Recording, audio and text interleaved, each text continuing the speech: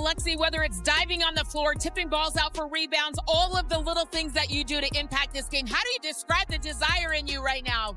I mean, we want to win. We want to keep playing. We want another game in Vegas, so that's what we're fighting for. We don't want our season to end. The Indiana Fever, missing 6 players including Caitlin Clark, just handed the Las Vegas Aces their biggest postseason gut punch. And Lexie Hull didn't hold back. Aliyah Boston's defense had the MVP A'ja Wilson on the ropes. Kelsey Mitchell was unstoppable, and role players came alive. And the locker room? Pure celebration. So how is it possible that this team, the one nobody believed in except for the Fever fans, just forced a do-or-die Game 5 with a trip to the WNBA Finals on the line? And what did Lexie Hull say about Kelsey Mitchell that tells you exactly why this team believes? Comment, "I've got the Fever," to show your love for the Fever. Let's go. You've got the momentum right now. You can close it out and force that Game 5. What are the most important things here in the fourth quarter? Keeping them off the free throw line, knocking down shots, and just sticking to our scout. I think we've done a pretty good job of that so far, but just keep it going for 10 more minutes. Thank you. What happens when everyone counts you out? ESPN analysts didn't give them a chance. Odds makers painted Las Vegas as the safe bet. And even the 2-time champs made it clear they weren't worried. But the Indiana Fever, the team limping through a postseason with 6 players missing, including Caitlin Clark, refused to fold. This wasn't just another playoff game. This was survival with their season dangling by a thread. You've been in a back-against-the-wall situation just the last round where you had to win 2 games in a row. Just what's the mindset kind of going into this game? No, I mean, it's desperation. And it's not a reckless desperation. It's just a desperation in terms of the urgency that you have to play with. We have been in these situations. We've been in lots of different situations throughout the course of the season. And our players understand what we have to do. We have to leave it all out on the floor. Picture the scene heading into Game 4. The 6th-seeded Fever already down in the series, missing half their rotation with players in street clothes, and trying to match up against a fully loaded Aces squad packed with titles, awards, and swagger. Nobody outside Indianapolis believed this game would be close. It was supposed to be the night the Aces finished the job. Instead, Gainbridge Fieldhouse became the backdrop for one of the gutsiest wins this team has ever delivered. This is a way of getting your game pick. Oh, Lord. Do they do it again today and end this thing? 3, 2, 1. Yes! That's not an answer. 3, 2, 1. The Fever haven't lost back-to-back games, right? The Fever have never lost consecutive games at home in the postseason. And one other thing, let's show Steph White very quickly. Our incredible researcher, Jenny, went through the tape and found that when Steph White wears her red leather jacket, I do believe we have some video of that, they are undefeated. A perfect 4-0. Does that change your mind at all? Is that your pick? Yeah. Let's just go with it. You're going Fever? No, I'm not. Sorry. Oh, okay. I can't. Drea, make a pick. You haven't done it. I'm struggling. Make a pick. I don't know. I'll tell you what.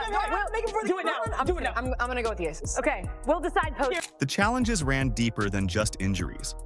A veteran who had been in their locker room had quit the team mid-season and moved to Phoenix.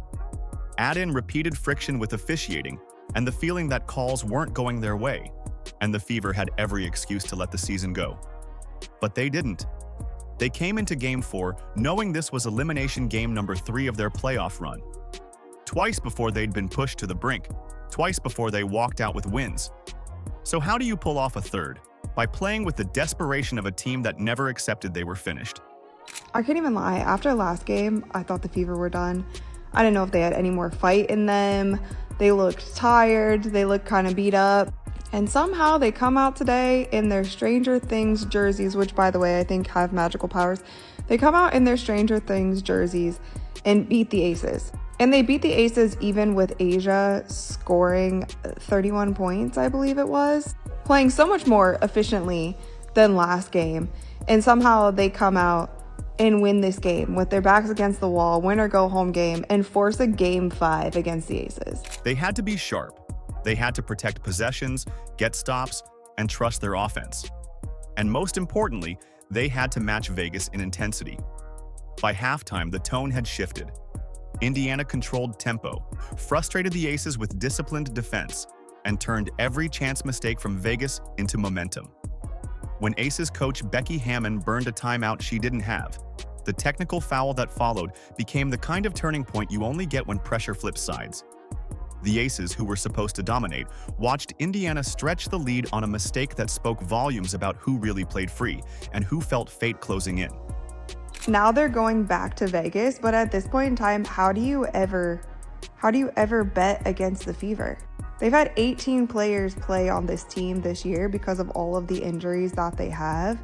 And they have hardship contract players that they signed a month ago who are starting for them. Like, it's just kind of, it's really just wild at this point. I don't even know how to predict Game 5.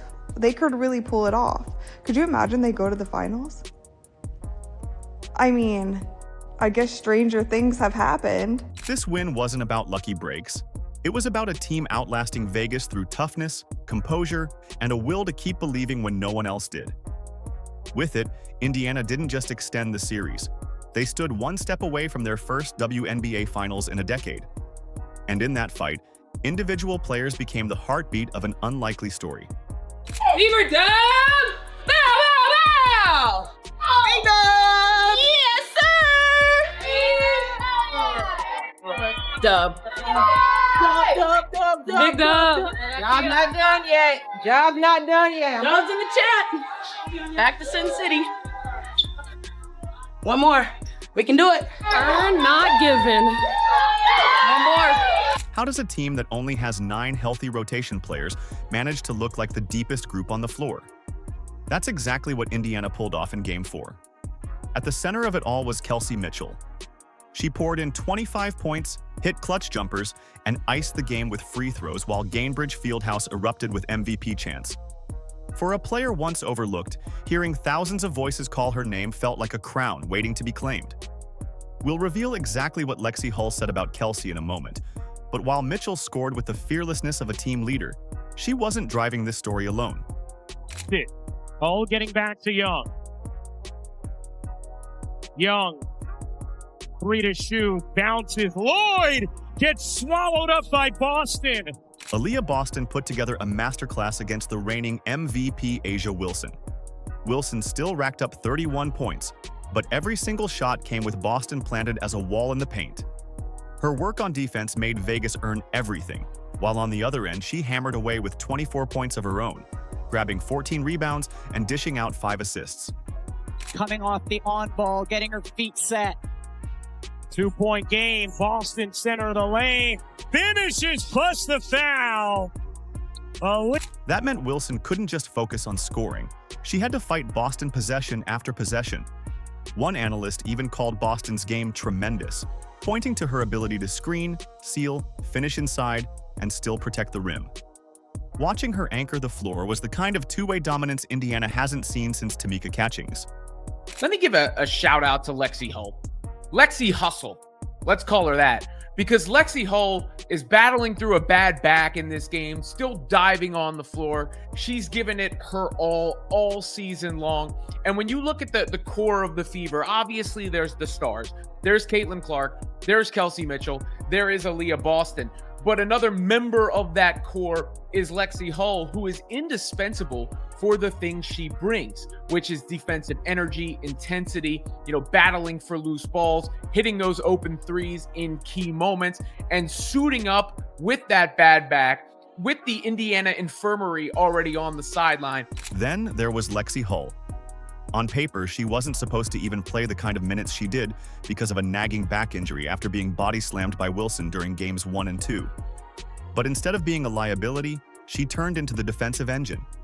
She shadowed Jackie Young, stripped passes clean for 4 steals, and still found enough to grab 7 rebounds. Add in her timely 7 points, and suddenly, Indiana's defense looked impossible to crack. The intangibles mattered most: diving for loose balls, fighting through pain, and setting an example that everyone else on the roster fed off. In fewer games, as Hull knocks it away, and it stays inbound. That's the second time that Hull has saved the layup with her weak side help defense. Shea Petty in off the bench.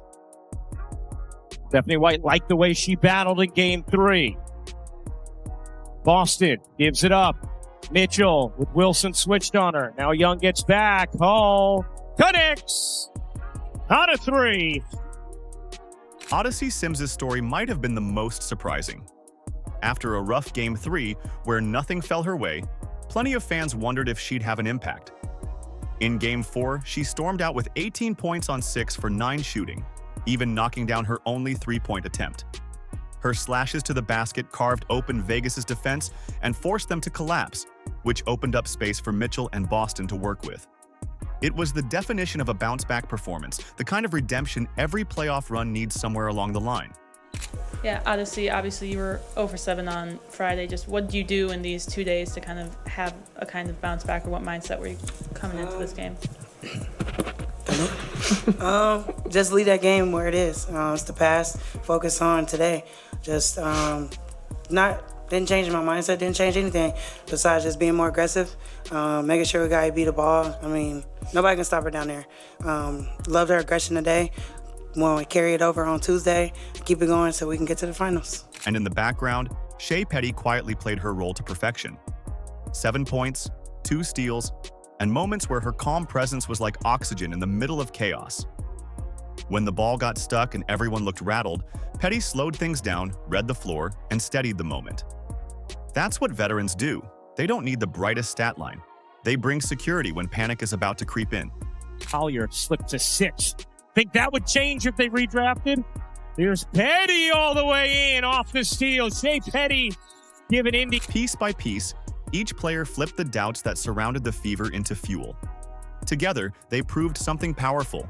That "we over me" wasn't just Aliyah Boston's catchphrase. It was the way this team beat the Aces blow for blow.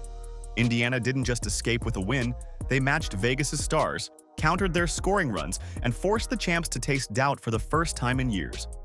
And while Boston, Hull, Sims, and Petty carved out unforgettable moments, the night still circled around one player, Kelsey Mitchell, who carried Indiana through every storm.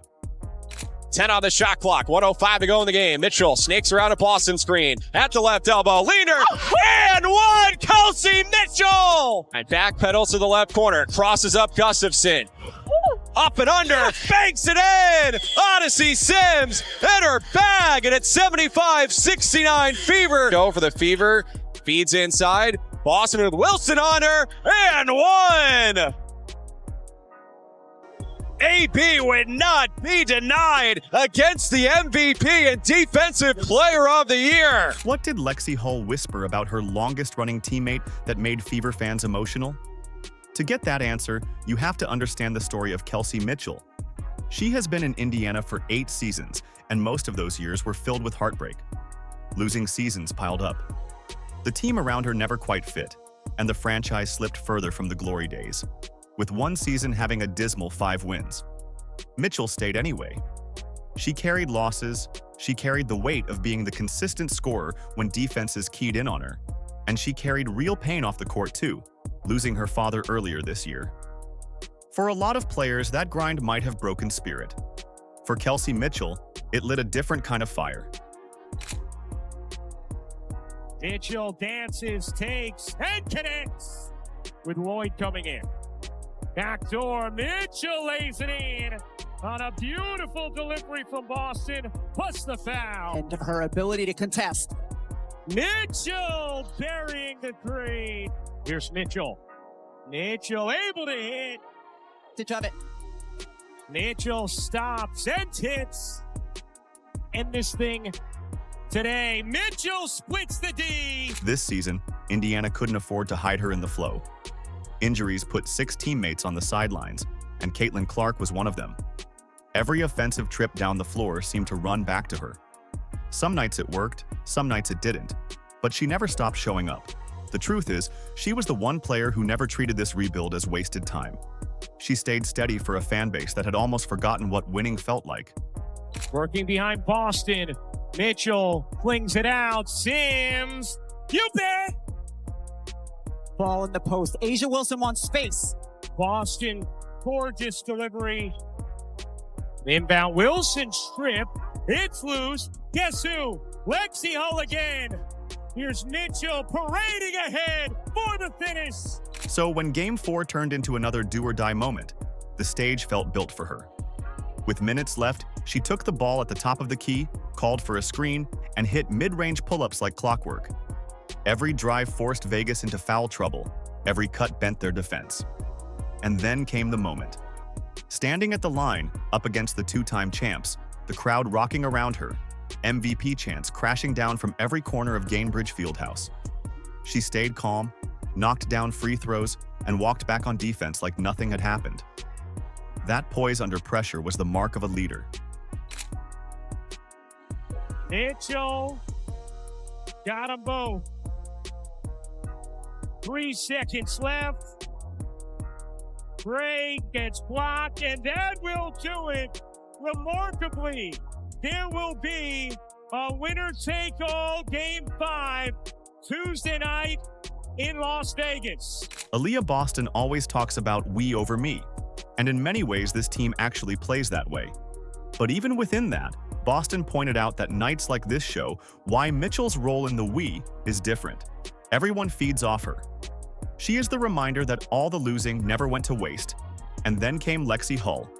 She's been Mitchell's teammate through the hardest years, and after this win, she finally said what fans were thinking. She deserves her flowers. It hit because it was real.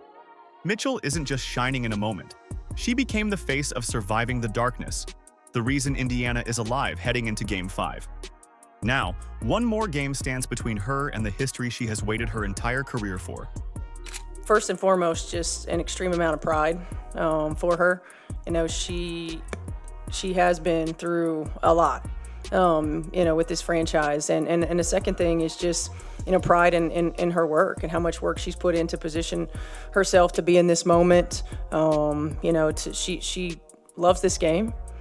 She just wants to play, and I'm incredibly proud of her. I'm thankful that our fans continue to recognize her greatness, and I'm thankful that she decided to come back and join us. You know, certainly because I have watched Kelsey from afar and have wanted to coach her for such a long time and have enjoyed, you know, every opportunity that I've had. Vegas 1 game, everything on the line.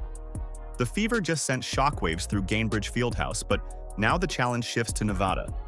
The Michelob Ultra Arena will host a do-or-die matchup to decide who goes to the finals, and it is the kind of atmosphere that swallows most visiting teams. Their fans know how to create a wall of noise, and the Fever will have to stare straight into it with their season at stake. For Indiana, the magnitude couldn't be clearer. They sit 1 victory away from their first finals appearance in 10 years. That kind of drought defines franchises. Think about it. The last time the Fever were on that stage, much of their current roster was still in college or even high school. This isn't just a chance for revenge against the MVP, it's a rewriting of identity. But Las Vegas isn't going to hand it over lightly. A'ja Wilson has already made history by crossing 1,000 career playoff points in Game 4, and no one doubts she'll come out swinging. Expect her to be aggressive from the opening tip, pushing Aliyah Boston and the Fever forwards into foul trouble early if she can. I think the biggest thing for us is again, like we've been through everything. So being in these types of situations isn't new to us. It's when we've been at our best, and we've got to continue to be. This group really just rallies around one another. The desperation and the urgency that we play with when we're in those positions has been exactly what we need, and we've just got to bottle that up and take it with us. I mean, it's a 1-game season right now, and we got to carry it all over. Game 4 showed the formula for Indiana. Boston anchored the paint with 24 points, 14 rebounds, and 5 assists. That balance tipped the duel with Wilson into a grind. Each shot for Wilson mattered because Boston made her work on both ends. Meanwhile, Kelsey Mitchell was the closer, dropping 25 and sealing the game at the stripe. Add Odyssey Sims bringing 18 points off slashes to the rim, and Lexie Hull's 7 rebounds with 4 steals while defending Jackie Young. And you had a formula that dismantled Vegas inside their own comfort zone. Game 5 comes down to matchups. Boston versus Wilson will be another war in the paint. Mitchell's ability to break traps and pressure defense will dictate whether Indiana scores in flow or stalls out. Hull's back remains a question, but her minutes chasing Young could be just as important as any shot she hits. If she can give Indiana defense without wearing down, that edge could swing a few possessions that decide it all. 1 game away from the finals. where you came from, you know, in August when people were going down with injuries. I mean, how do you wrap your head around that, knowing that there's still work to be done? Yeah, honestly, for me, all the credit has to go to God. Seriously, I mean, just thinking about where we are right now, just like you said, we lost people to injuries, and no one stepped down, no one dropped their heads. But I think Steph and the entire staff just did a great job of us telling us, like, listen, it doesn't matter who's in this locker room, it's about who's in here, and we're going to do everything we can to be successful, and we just kept working. For the Aces, adjustments will be key. Becky Hammon's late timeout mistake in Game 4, when she asked for one they didn't have, underscored how rattled Vegas became under pressure. At home, expect them to stabilize. Expect Wilson fed constantly, expect young hunting offense, and expect Chelsea Gray, if healthy, to shoulder more playmaking to settle rhythm. The Aces know what elimination feels like, and they aren't used to it. Indiana's blueprint stays simple. Defend without fouling. Control tempo with patience. Trust Mitchell late. They've already thrived in elimination spots, now 3-0 in games where the season could have ended. Coach Stephanie White put it bluntly. The desperation and urgency we play with when we're in those positions has been exactly what we need. That has become their identity. The Fever feed on pressure. The Aces have pride. Indiana has resilience. One more night of belief places the Fever in the finals and validates every hardship of this journey. But whether they walk into Mandalay Bay and shock the Aces or fall just short, the truth is clear. This run has already reset what we should expect from Indiana Fever basketball. And I think for me, you know, this from day one has just been a really special group. You know, we've hit a lot of adversity collectively. You know, I had some tough stuff that I was going through personally, and this group would just rallied around me, rally around each other, and truly do live the mantra of we over me. And it's just been a really, really special group. You don't always get these opportunities to coach groups like this, at the professional level especially. And I think because they're who they are as human beings, it allows us to continue to put one foot in front of the other. The Indiana Fever are one win away from their first finals appearance in a decade. After a season of setbacks and a postseason filled with elimination games, this team has turned every obstacle into fuel. Now, everything comes down to Tuesday night in Las Vegas. So the question is, can the team that everyone counted out make Vegas pay on their home floor? Fans, this is the moment to rally. Whatever happens, the future is bright. Caitlin Clark will be back, and Indiana is building something special that could define the next era. Comment, "I've got the Fever," to show your love for the Fever. Like, subscribe, and turn on all notifications so you never miss out. Click the video on the screen, and we will see you in the next one.